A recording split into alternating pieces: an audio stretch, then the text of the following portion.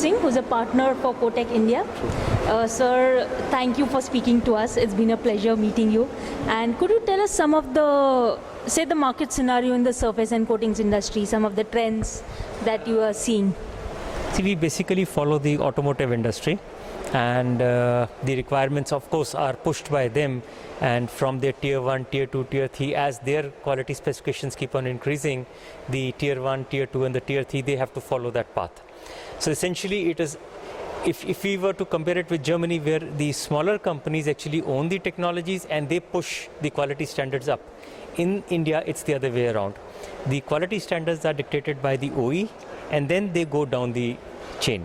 So tier 1 would implement them first, then it will go to tier 2, then to the tier 3. So we essentially follow the dictates of the OE companies. So as India becomes a manufacturing hub, as you see now cars being manufactured and exported from India, the need for quality is coming up from those reasons. And yes, the industry is following that lead. So the Make in India campaign is actually helping improve the quality overall for the Indian customer as well, because quality is not something you can switch on, switch off. If you make a bad quality product and you make a good quality product at the same place, eventually the good quality will get affected, the bad will not become better. So it's always that the bad coin will always oust the good coin from the market. So essentially we follow the guidelines of the OEs to improve the quality. We manufacture the equipment, so we have to deliver the final results, which are actually mostly, it's a little tricky because you have the paint supplier, you have the user, we have the equipment supplier, and you have the end customer. So we have to work with the end customer and the paint supplier to be able to decide what should be the design of the plant to deliver the quality which is required by the end user. So that's how it works. It's a tripartite agreement between the three companies, so that we meet all the technical requirements of the chemical supplier to deliver the final result, which is the paint finish or the surface coating. Sir, as part of this exhibition, you know, the kind of companies that have come, the kind of visitors that are there, the equipment, the manufacturers, the user segment, has the conference been justified in getting all the partners together, stakeholders together, and, you know, take it forward from here? I must congratulate CII for having brought this up for the second. This is the second edition, and yes, it is much bigger and better than the first one. It's absolutely great.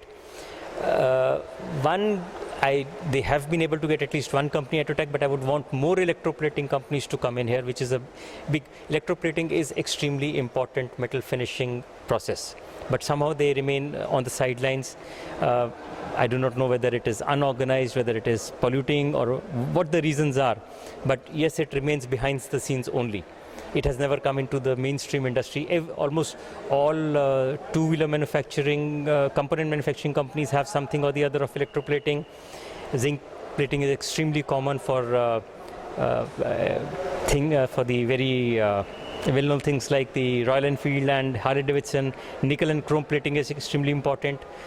All decoratives in-house, in interiors, in copper, brass, gold, bronze plating, they are all extremely popular, but they have not somehow come into the mainstream as in engineering industry, automotive industry, and other things. So yes, they would still need to work hard to bring the electroplating industry on board, but yes, this show is extremely good from that point of view.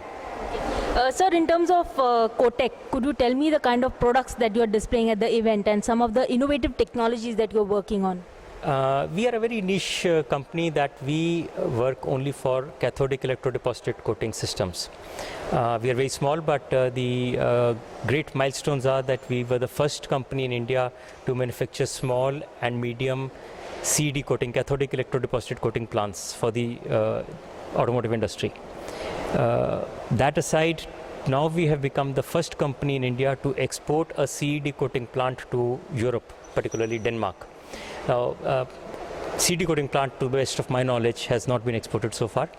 But if there are paint shop exported to Nigeria and Middle East, Ho-Hum, that kind of stuff, but to the largest foundry in Northern Europe, Valdemar BN, to get an order when they are direct suppliers to Scania and Volvo, for us that is a huge milestone. It's a complete game changer.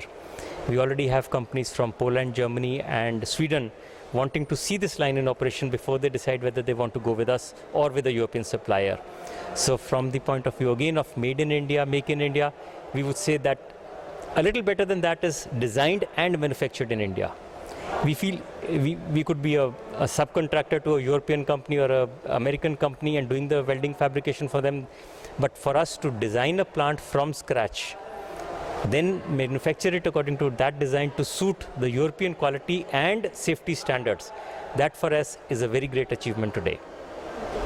Thank you so much. It was great speaking to you, and wish you all the very best luck and success for the